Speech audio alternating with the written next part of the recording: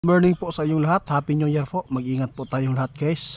Salamat sa inyong patuloy na pagsuporta sa ating channel at saka yung isa po nating channel,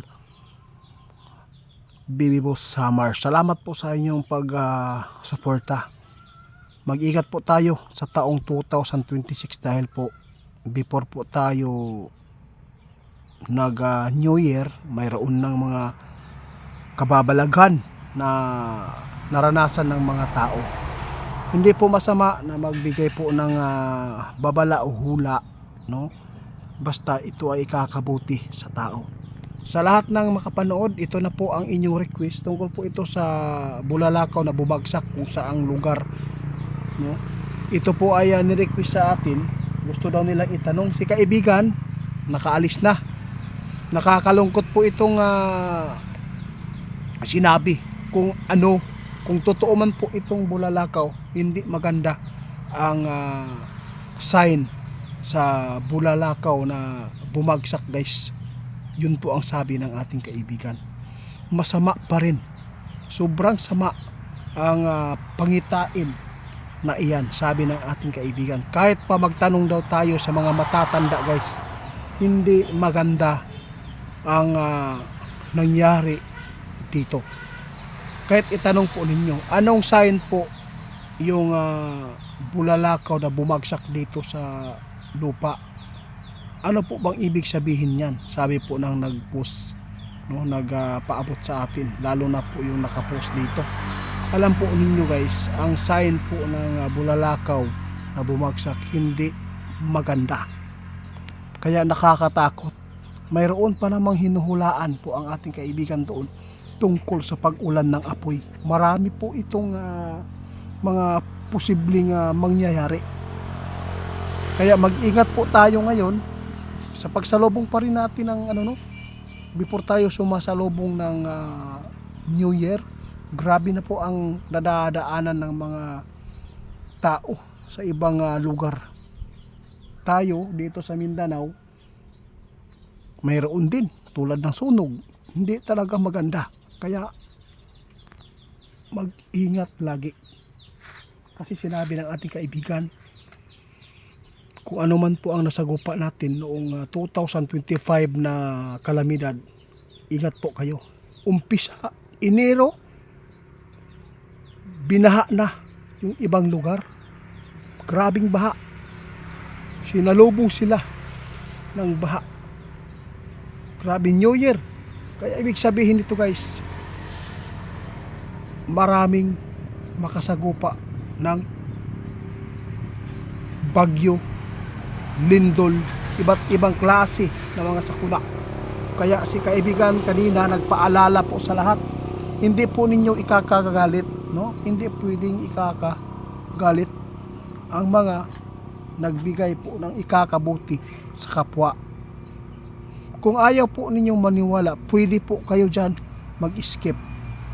Sa lahat ng nagbigay po ng sa ating request, no? Nag-request yung bulalakaw, kahit itanong po ninyo yan sa mga matatanda doon sa inyo.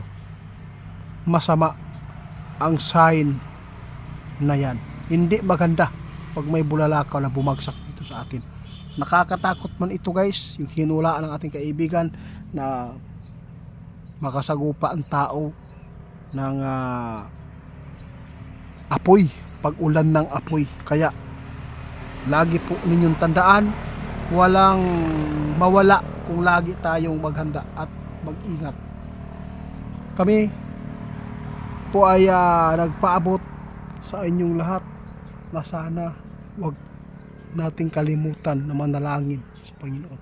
Alam po natin, nakasulat yan sa Biblia na ito po yung mangyayari dito sa mundo.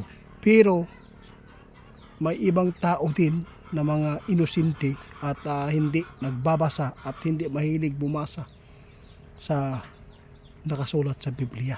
Alam po ninyo yan. Kaya ito po yung paraan.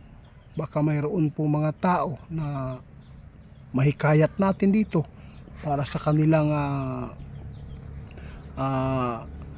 sarili na hindi sila mapapahamak. Kaya napakarami tayong nababasa sa mga ibang mga manghuhula. Grabe po ang kanilang pangbabas. Sabi nila, mangyayari ba talaga yan?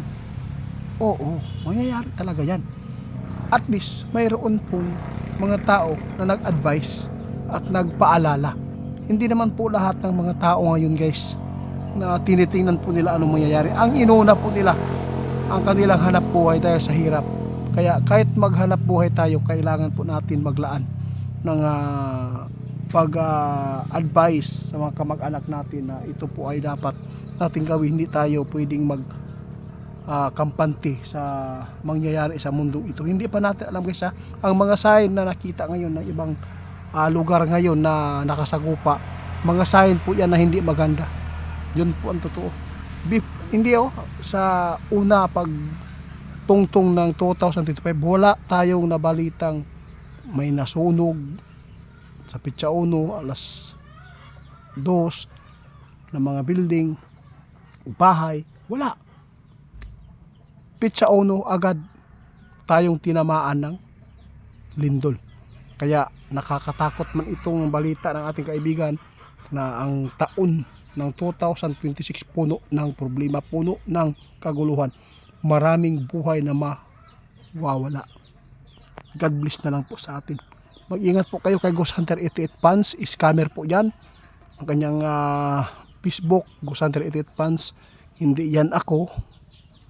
Ginamit po nilang video ko para lang makahingi ng sponsor, makapanghingi sa mga OFW. Kaya mag-ingat po kayo. Ang ating channel, Ghost Hunter 88 po.